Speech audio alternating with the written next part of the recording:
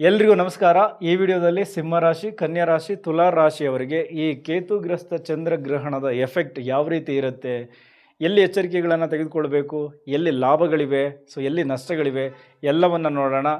ಮೊದಲನೇದಾಗಿ ಈ ಕೇತುಗ್ರಸ್ತ ಚಂದ್ರಗ್ರಹಣದ ಬಗ್ಗೆ ನೀವು ವೈಜ್ಞಾನಿಕವಾಗಿ ಅರ್ಥ ಮಾಡ್ಕೋಬೇಕು. ಶಾಸ್ತ್ರ ಏನು ಹೇಳುತ್ತೆ ಅನ್ನೋದನ್ನು ತಿಳ್ಕೋಬೇಕು ಅಂದರೆ ನಾನು ಈ ಮೇಷರಾಶಿಯ ವಿಡಿಯೋದಲ್ಲಿ ಅದರ ಬಗ್ಗೆ ಸ್ಪಷ್ಟನೆ ಕೊಟ್ಟು ವಿಡಿಯೋ ಮಾಡಿದ್ದೀನಿ. ನೀವು ಅದನ್ನು ನೋಡ್ಬೋದು ನಿಮ್ಮ ಜ್ಞಾನಾರ್ಜನೆಗೆ.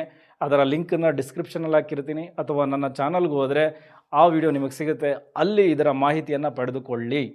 ಓಕೆ, ಅದನ್ನು ನೋಡಿ ಇದನ್ನು ಕಂಟಿನ್ಯೂ ಮಾಡಿದ್ರೆ ನಿಮಗೆ ಒಳ್ಳೆಯದು. ಯಾಕೆಂದರೆ ಗ್ರಹಣ ಯಾವ ರೀತಿ ಆಗ್ತಾ ಇದೆ, ಅದರ ಸಮಯ ಮತ್ತು ಅದರ ಇಂಪ್ಯಾಕ್ಟ್ ಎಷ್ಟು ದಿನ ಇರುತ್ತೆ, ಎಲ್ಲದರ ಮಾಹಿತಿ ಅದರಲ್ಲಿರುತ್ತೆ. ಓಕೆ, ಈಗ ಸಿಂಹರಾಶಿಯವರಿಗೆ ನಿಮ್ಮ ರಾಶಿಯಲ್ಲೇ ಈ ಒಂದು ಗ್ರಹಣ ನಡೀತಾ ಇದೆ. ಓಕೆ, ಯಾವಾಗ ರಾಶಿಯಲ್ಲಿ ಕೇತು ಬರ್ತಾರೆ ಒಂದು ರೀತಿ ಒಂಟಿತನ ನಿಮ್ಮನ್ನು ಕಾಡ್ತಾ ಇರುತ್ತೆ. ಯಾವುದರ ಮೇಲೂ ಆಸಕ್ತಿ ಇರಲ್ಲ, ವಿರಕ್ತಿ ಭಾವನೆ, ಸ್ವಲ್ಪ ಎಲ್ಲ ಸುತ್ತಲೂ ಕತ್ತಲೆ ಆವರಿಸ್ಬಿಟ್ಟಿದೆ. ನನ್ನನ್ನು ಯಾರೂ ಅರ್ಥ ಮಾಡ್ಕೊಳ್ತಾ ಇಲ್ಲ, ನಾನು ಯಾಕೆ ಕೆಲಸ ಮಾಡಬೇಕು, ಕೆಲಸ ಬಿಟ್ಬಿಡೋಣ. ಇದು ಎಲ್ಲ ಕ್ಷೇತ್ರದವ್ರಿಗೂ ಅನ್ವಯಿಸುತ್ತೆ. ಅದು ರಾಜಕಾರಣಿಗಳಿರಲಿ, ಪ್ರೈವೇಟ್ ಎಂಪ್ಲಾಯೀಸ್ ಇರಲಿ, ಸಿನಿಮಾ ಕ್ಷೇತ್ರದವ್ರು ಇರಲಿ, ಸರ್ಕಾರಿ ಅಧಿಕಾರಿಗಳಿರಲಿ, ಒಟ್ಟಾರೆ ನಿಮಗೆ ಈಗ ಯಾವುದರ ಮೇಲೂ ಇಂಟ್ರೆಸ್ಟ್ ಇಲ್ಲ. ಒಂದು ರೀತಿ ದೇಹ ನಿಮಗೆ ಸಪೋರ್ಟ್ ಮಾಡ್ತಾ ಇಲ್ಲ, ಚಿಂತನೆಗಳು ಜಾಸ್ತಿ ಆಗ್ತಾ ಇದೆ, ಸುಸ್ತು ಅನ್ನೋದು ನಿಮ್ಮನ್ನು ಆವರಿಸ್ಕೊಬಿಟ್ಟಿದೆ, ಎಲ್ಲೋ ಒಂದು ಕಡೆ ಸೋಮಾರಿ ಆಗ್ಬಿಟ್ಟಿದ್ದೀನಿ ಅಂತ ನಿಮಗೆ ಅನಿಸ್ತಾ ಇದೆ, ಆಧ್ಯಾತ್ಮಿಕ ಚಿಂತನೆಗಳು ಜಾಸ್ತಿ ಆಗ್ತಾ ಇದೆ, ಕಾರಣಗಳಿಲ್ಲದೆ ಕಣ್ಣಲ್ಲಿ ನೀರು ಬರ್ತಾ ಇದೆ, ನಿಮ್ಮಲ್ಲಿ ನಿಮಗೇನೆ ಆತ್ಮವಿಶ್ವಾಸ ಕಡಿಮೆ ಆಗ್ತಾ ಇದೆ, ಡಿಪ್ರೆಷನ್ ಫೀಲ್ ಬರ್ತಾ ಇದೆ. ಒಟ್ಟಾರೆ ಸಿಂಹರಾಶಿಯ ಎಲ್ಲ ಕ್ಷೇತ್ರದವರಿಗೂ ಒಂದು ರೀತಿ ವಿರಕ್ತಿ ಭಾವನೆ, ನಾನು ಯಾರಿಗೂ ಬೇಡವಾಗಿದ್ದೀನಿ ಅನ್ನುವಂತಹ ಚಿಂತನೆ, ಜೊತೆಗೆ ಈ BP, ಮಾನಸಿಕ ಒತ್ತಡ, ಖಿನ್ನತೆ ಇವೆಲ್ಲವೂ ಜಾಸ್ತಿ ಆಗುವಂತಹ ಸಮಯ.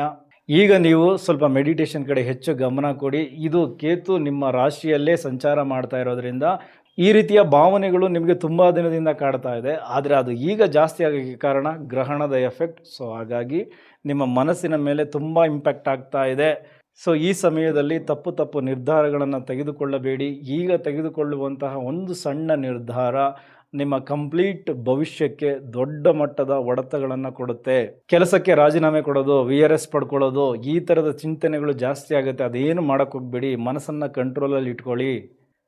ನೀವು ಹೇಳ್ದಂಗೆ ನಿಮ್ಮ ಮನಸ್ಸು ಕೇಳಬೇಕು. ಈಗ ನಿಮ್ಮ ಮನಸ್ಸು ಹೇಳ್ದಂಗೆ ನೀವೇನು ಕೇಳೋಕ್ಕೆ ಹೋಗಬೇಡಿ. ಮನಸ್ಸಿನಲ್ಲಿ ಸುಮ್ಮನೆ ಎಲ್ಲ ವಿಚಾರಗಳಲ್ಲೂ ಗೊಂದಲ, ಎಲ್ಲ ಕ್ಷೇತ್ರದವರಿಗೂ. ಹಾಗಾಗಿ ಈಗ ಸ್ವಲ್ಪ ಧ್ಯಾನ, ದೇವರ ಜಪ, ಇಷ್ಟೇ ನೀವು ಮಾಡಬೇಕಾಗಿರೋದು. ನಿಮ್ಮ ಮನಸ್ಸಿಗೆ, ನಿಮ್ಮ ದೇಹಕ್ಕೆ ಚೈತನ್ಯ ತಂದುಕೊಳ್ಬೇಕು. ಹಾಗಾಗಿ ಪೂಜೆ ಪುನಸ್ಕಾರಗಳಲ್ಲಿ ಭಾಗಿಯಾಗಿ ಅದರ ಜೊತೆಗೆ ಶಿವನ ಜಪವನ್ನು ಮಾಡ್ತಾರೆ, ಅಷ್ಟೇ ಸಾಕು. ಓಂ ನಮಃ ಶಿವಾಯ, ಓಂ ನಮಃ ಶಿವಾಯ, ಓಂ ನಮಃ ಶಿವಾಯ. ಬೇರೆ ಯಾವ ದೊಡ್ಡ ಮಂತ್ರಗಳೇ ಬೇಕಾಗಿಲ್ಲ. ಜಸ್ಟ್ ಓಂ ನಮಃ ಶಿವಾಯ ಅನ್ನೋದನ್ನು ನಿಮ್ಮ ಮನಸ್ಸು ನಿಮ್ಮ ಹಿಡಿತದಲ್ಲಿ ಸಿಗ್ತಾ ಇಲ್ಲ, ತುಂಬ ಗೊಂದಲಗಳು ಉಂಟಾಗ್ತಾ ಇದೆ, ಏನೇನೋ ರಾಂಗ್ ನೆಗೆಟಿವ್ ಥಿಂಕಿಂಗ್ಸ್ ತಲೆಗೆ ಬರ್ತಾ ಇದೆ ಅಂದಾಗ ಜಸ್ಟ್ ಓಂ ನಮಃ ಶಿವಾಯ ಮನಸ್ಸನ್ನು ಒಂದು ಕಡೆಗೆ ಕೇಂದ್ರ ಮಾಡಿಕೊಂಡು ಮನಸ್ಸಲ್ಲೇ ಶಿವನನ್ನು ನೆನೆಸ್ಕೊಂಡು ಜಪ ಮಾಡಿ, ಅಷ್ಟೇ ಸಾಕು. ಈಗ ಕನ್ಯಾ ರಾಶಿಯವರಿಗೆ ಕೇತುಗ್ರಸ್ತ ಚಂದ್ರಗ್ರಹಣ 12ನೇ ಮನೆಯಲ್ಲಿ ಆಗ್ತಾ ಇದೆ. 12ನೇ ಮನೆ ಅಂದರೆ ಅದು ಶಯನ ಸ್ಥಾನ, ವ್ಯಯಸ್ಥಾನ, ಆಸ್ಪತ್ರೆ, ಬಂಧನ, ವಿದೇಶ, ಇದನ್ನೆಲ್ಲ ನಾವು ನೋಡ್ತೀವಿ. ಮೊದಲನೇದಾಗಿ ಎಲ್ಲ ಕ್ಷೇತ್ರದಲ್ಲಿರೋರಿಗೂ ಒಂದು ನಿದ್ರೆಯ ಸಮಸ್ಯೆ ಹೆಚ್ಚು ಕಾಡ್ತಾ ಇದೆ, ಕೆಟ್ಟ ಕನಸುಗಳು ಬೀಳ್ತಾ ಇದೆ, ಆಸ್ಪತ್ರೆಯ ಖರ್ಚುಗಳು ಜಾಸ್ತಿ ಆಗ್ತಾ ಇದೆ, ನಿಮ್ಮ ವಿರುದ್ಧ ರಹಸ್ಯ ತಂತ್ರಗಳು ಜೋರಾಗಿ ನಡೀತಾ ಇದೆ. ನಿಮ್ಮ ಆಫೀಸಲ್ಲಿ ನಿಮಗೆ ನಿಮ್ಮ ಯಾರು ಹಿತಶತ್ರುಗಳು ಅಂತ ಯಾರಿದ್ದಾರೆ, ನಿಮ್ಮ ಕಣ್ಣಿಗೆ ಕಾಣದ ಶತ್ರುಗಳು, ಅವರ ಪ್ರಯೋಗಗಳು ಜಾಸ್ತಿನೇ ನಡೀತಾ ಇದ್ದಾವೆ. ನಿಮಗೆ ಗೊತ್ತಿಲ್ಲದೆ ನಿಮ್ಮ ಮಾತುಗಳು ರೆಕಾರ್ಡ್ ಆಗಬಹುದು, ವಿಡಿಯೋ ರೆಕಾರ್ಡ್ ಆಗಬಹುದು, ಈ ಥರ ಎಲ್ಲ ನಡೀತಾ ಇದೆ. ರಾಜಕಾರಣಿಗಳು ನಿಮ್ಮ ಸುತ್ತಮುತ್ತ ಏನೋ ಒಂದು ಸಮಥಿಂಗ್ ರಾಂಗ್, ಯಾರೋ ಕದ್ದಾಲಿಕೆ ಮಾಡ್ತಾ ಇದ್ದಾರೆ, ರೆಕಾರ್ಡ್ ಮಾಡ್ಕೊಳ್ತಾ ಇದ್ದಾರೆ. ಎಚ್ಚರಿಕೆಯಿಂದ ಇರಿ. 12ನೇ ಮನೆ ಕೇತುಗ್ರಸ್ತ ಚಂದ್ರಗ್ರಹಣ ಇಲ್ಲಿ ನಿಮ್ಗೆ ಎಫೆಕ್ಟ್ ಆಗಬೇಕು ಅಂತ ಇದೆ. ಸಿನಿಮಾ ಕ್ಷೇತ್ರದವ್ರಿರಲಿ, ಸರ್ಕಾರಿ ಅಧಿಕಾರಿಗಳಿರಲಿ, ಪ್ರೈವೇಟ್ ಎಂಪ್ಲಾಯೀಸ್ ಇರಲಿ, ನಿಮ್ಮ ಆಫೀಸಲ್ಲಿ ನಿಮ್ಮ ವಿರುದ್ಧ ತಂತ್ರಗಳು ನಡೀತವೆ. ನೀವು ಕೆಲಸ ಬಿಡಬೇಕು, ಆ ಹಂತಕ್ಕೆ ಬರುತ್ತೆ. ರಾಜಕಾರಣಿಗಳಿಗೆ ಮರ್ಯಾದೆ ಹೋಗಬೇಕು, ಆ ಹಂತಕ್ಕೆ ಬರುತ್ತೆ. ಸರ್ಕಾರಿ ಅಧಿಕಾರಿಗಳಿಗೆ ವರ್ಗಾವಣೆ ಆಗಬೇಕು, ಆ ಹಂತಕ್ಕೆ ಬರುತ್ತೆ. ಹಾಗಾಗಿ ಎಲ್ಲ ಎಚ್ಚರಿಕೆಯನ್ನು ತೆಗೆದುಕೊಳ್ಳಿ. ಎಲ್ಲ ಕ್ಷೇತ್ರದವ್ರಿಗೂ ಅನ್ವಯಿಸುತ್ತೆ. ಇದ್ದಕ್ಕಿದ್ದಂಗೆ ಕೆಲಸ ಬಿಡಿ ಅಂತ ಹೇಳ್ಬೋದು. ಚೆನ್ನಾಗಿ ನಡೀತಿದ್ದ ವ್ಯಾಪಾರ ಡಲ್ ಆಗಬಹುದು, ಕಡೆಗೆ ನಾವು ನಂಬಿದವರೇ ನಮಗೆ ಮೋಸ ಮಾಡ್ಬೋದು, ನಮ್ಮ ಶತ್ರುಗಳಾಗ್ಬೋದು, ಎಚ್ಚರಿಕೆ ಇರಲಿ. ಇನ್ನು ಆರೋಗ್ಯ ಅಂತ ಬಂದಾಗ ಸ್ಕಿನ್ ರಿಲೇಟೆಡ್ ಇಶ್ಯೂಸ್ ಜಾಸ್ತಿ ಆಗುತ್ತೆ. ಸೊ ಅದರ ಕಡೆ ಹೆಚ್ಚಿನ ಗಮನ ಕೊಡಿ. ನೀವು ಕೂಡ ಕೇತು ಶಾಂತಿ, ಚಂದ್ರ ಶಾಂತಿಯನ್ನು ಮಾಡ್ಕೊಳ್ಳಿ. ನಿಮ್ಮ ಮನಸ್ಸನ್ನು ಕಂಟ್ರೋಲಲ್ಲಿ ಇಟ್ಕೊಳ್ಳಿ. ಹಾಗೆ ಅಕ್ಕಪಕ್ಕದ ಕಡೆ ಹೆಚ್ಚಿನ ಗಮನ ಇರಲಿ.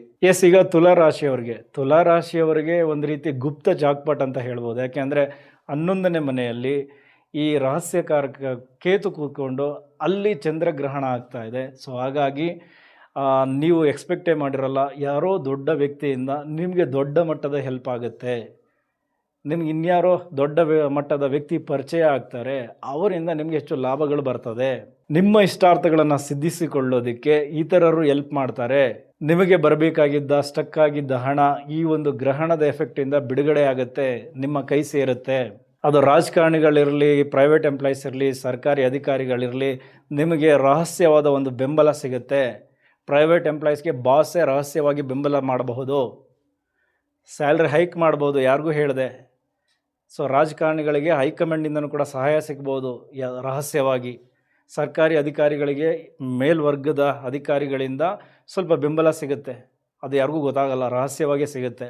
ಈ ರೀತಿ ಎಲ್ಲ ಕ್ಷೇತ್ರಗಳಲ್ಲೂ ರಹಸ್ಯವಾದ ಬೆಂಬಲ ಎಲ್ಲರಿಗೂ ಸಿಗುತ್ತೆ. ಇದರ ಜೊತೆಗೆ ನಿಮ್ಮ ಹಳೆಯ ಸ್ನೇಹಿತರನ್ನ ಭೇಟಿ ಮಾಡುವಂತಹ ಸಮಯ. ಬಟ್ ಒಬ್ಬ ಆಪ್ತ ಸ್ನೇಹಿತ ನಿಮಗೆ ನಂಬಿಕೆ ದ್ರೋಹ ಬಗೆಯಬಹುದು. ಸೊ ಅದರ ಕಡೆ ಹೆಚ್ಚಿನ ಗಮನ ಇರಲಿ. ಸೊ ತುಲಾರಾಶಿಯವರು ನಿಮಗೆ ಎಲ್ಲವೂ ಸೀಕ್ರೆಟ್ ಆಗಿ ಸಿಗ್ತಾ ಇದೆ ಲಾಭಗಳು. ಆ ಸೀಕ್ರೆಟ್ ಲಾಭವನ್ನು ಸೀಕ್ರೆಟ್ ಆಗಿ ಇಟ್ಕೊಳ್ಳಿ, ಬಹಿರಂಗ ಪಡಿಸ್ಕೊಳ್ಳೋಕೆ ಹೋಗ್ಬೇಡಿ. ಬಹಿರಂಗ ಪಡಿಸ್ಕೊಂಡ್ರೆ ಸಿಕ್ಕಿರೋದೆಲ್ಲ ಲಾಸ್ ಆಗಬಹುದು, ಅಥವಾ ನಿಮ್ಮ ಮೇಲೆ ಸ್ವಲ್ಪ ಇನ್ನೂ ವಿರೋಧಿಗಳು ಜಾಸ್ತಿ ಆಗಬಹುದು. ಸೊ ಹಾಗಾಗಿ ಅದರ ಕಡೆ ಹೆಚ್ಚಿನ ಗಮನ ಇರಲಿ. ಸಿಕ್ಕಿರೋ ಲಾಭವನ್ನು ಸೀಕ್ರೆಟಾಗಿ ಇಟ್ಕೊಳ್ಳಿ. ಇದಿಷ್ಟು ಸಿಂಹರಾಶಿ, ಕನ್ಯಾ ರಾಶಿ, ತುಲಾ ರಾಶಿಯವರಿಗೆ ಈ ಕೇತುಗ್ರಸ್ತ ಚಂದ್ರಗ್ರಹಣದಿಂದ ಸಿಗ್ತಾ ಇರುವ ಫಲಗಳು. ಮುಂದೆ ಉಳಿದಿರುವ ವಿಡಿಯೋಗಳ ಮುಖಾಂತರ ಮತ್ತೆ ಸಿಗ್ತೀನಿ. ಇಲ್ಲಿವರೆಗೂ ವಿಡಿಯೋ ನೋಡಿದ್ದಕ್ಕೆ ಧನ್ಯವಾದಗಳು. Thank you very much.